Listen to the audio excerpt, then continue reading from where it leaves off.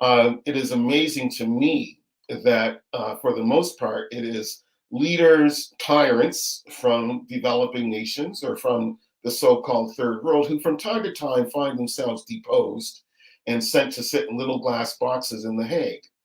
And that may be entirely appropriate. They should have to pay for their looting and their corruption and their massacres of their own peoples as well as of others. I agree wholeheartedly. But then I wonder, why isn't President George W. Bush sitting in one of those glass boxes?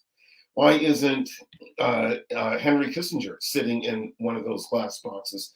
These personages of the West have also been responsible for atrocities, have also been responsible for stimulating de facto genocides and exterminations of persons, and for overthrowing governments of one sort or another, or trying to overthrow governments of one sort or another around the world, basically breaking international law with impunity.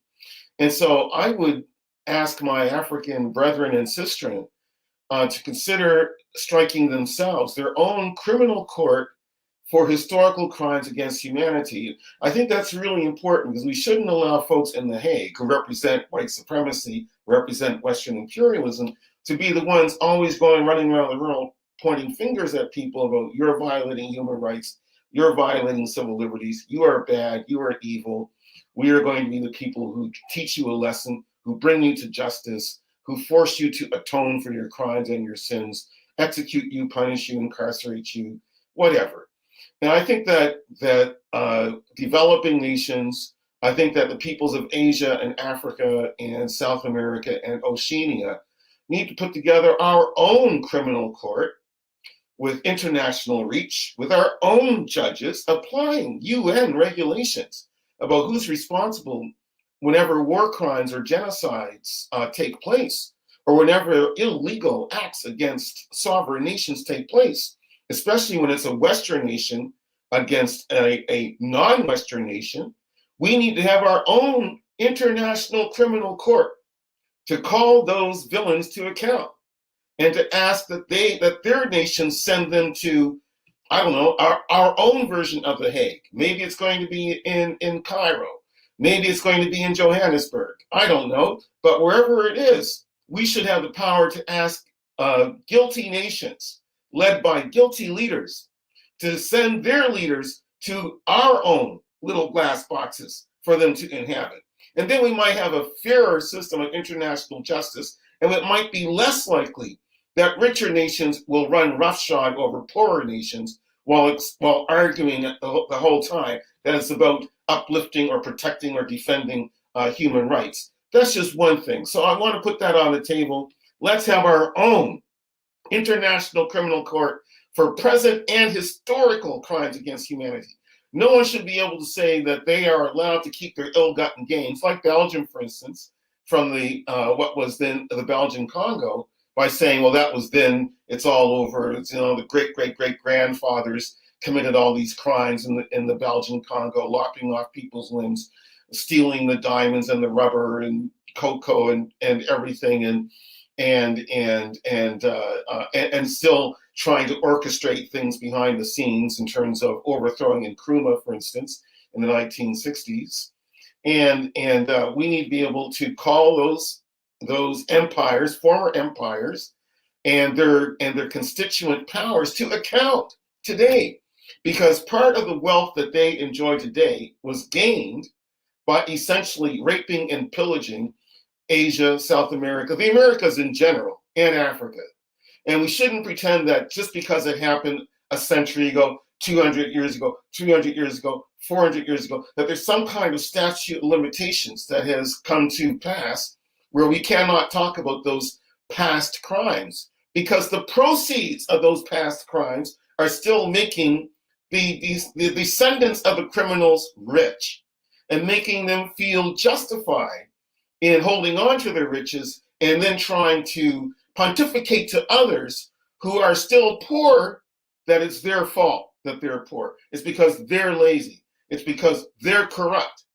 I think that we would have a much better world system if, in fact, along with that international court I've been discussing, that we actually put up a hue and cry that is indomitable, demanding reparations. The very idea that Western nations, again, white supremacist in history, and still today, white supremacist in attitude, that Western nations have the nerve to suggest that they don't have to answer for the transatlantic slave trade, they don't have to answer for depopulation of Africa, they don't have to answer for the warping of African economies and divisions of African peoples in order to make themselves extremely rich. And then to sit on that pile of gold and ivory, to sit on top of those heaps of uranium and cobalt and chrome and oil and say, oh, it's your fault that you are not as grandiosely rich and as militarily or earth-shattering as we are, even though we looted you and pillaged you for centuries. And we're going to turn around and preach to you about human rights and civil liberties that we don't respect. Ask any indigenous person in Canada. Ask any Black person in North America how much civil liberties, how much human rights we actually enjoy when we step outside of our homes or step outside of our apartments or step into our cars. Yes, we may have a good standard of living, but it doesn't mean that we are allowed to live our lives as citizens in these democracies without being harassed to no end, almost from cradle to grave, by ignorant police and security guards and so on, who are hell-bent on making us feel bad about being Black when we only feel pride and only try to exercise our rights to go where we should be able to go, so long as it's public property, to be able to buy where we can afford to spend, be able to buy where we can actually be allowed to work. And so all this, I know I'm taking a lot of time to say all this stuff, but I'm also asking us to look through all of the bafflegab, to look through all of the propaganda. And we get propagandized all the time to think that certain nations are really good and always meant the best for everybody, no matter what, while other nations are to be demonized and disrespected and dissed and so on as being failed states and as being populated by second-rate examples of humanity. I think that we need to understand that the way that the world took shape, first in 1492, and then in the Berlin conferences of 1884 and 1885, and then in the post-war conferences of World War I and World War II, and especially World War II, are responsible for the colonizations,